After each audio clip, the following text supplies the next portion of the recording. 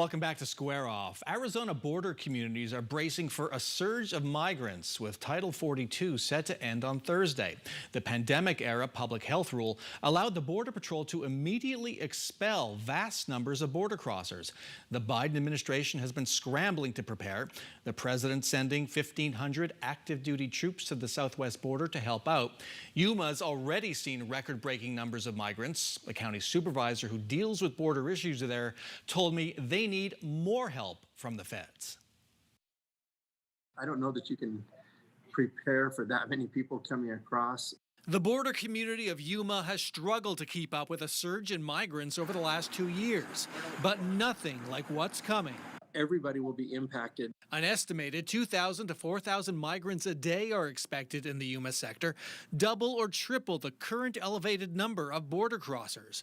The stresses will be felt by the food bank, the regional hospital, and transportation services. Border Patrol shared with us last week that based upon the numbers, they would cease intake into central processing and simply go to street releases. The entire southwest border is on edge as the COVID-era restriction known as Title 42 comes to an end May 11th.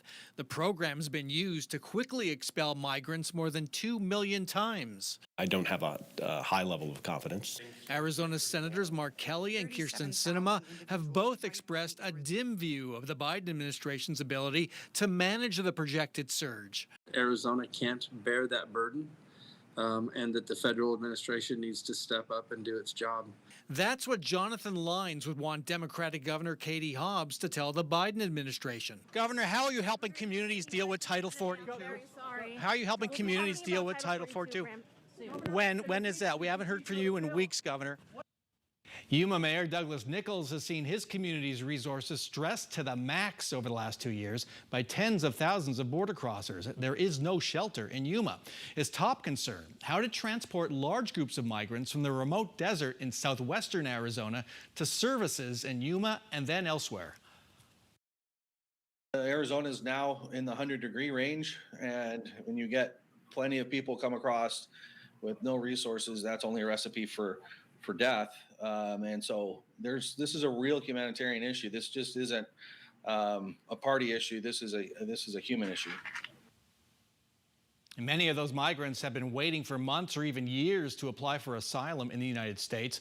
But in order to start the process, they need to download a new app. It's called CBP One, and they have to connect it to a smartphone. The app allows them to set up appointments with U.S. immigration officials, but migrant advocates say the tech tool puts hundreds of thousands of people at a disadvantage.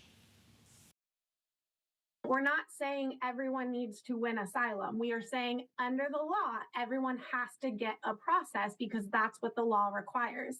And if this were your family in danger, you'd want a process too. You're more than willing to follow what the process is, and most of my clients are, but you need to be given instructions on where to go, what to do, and the opportunity to speak and explain why you and your family's life is in danger. And that's really what's been denied to them and what will continue to be denied to them if you only use the app.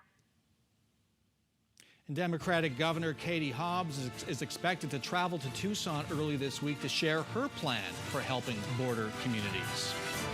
When we come back, the political fallout here in Arizona from the end of Title 42. Plus, why is Kari Lake getting cozy with a Hungarian strongman?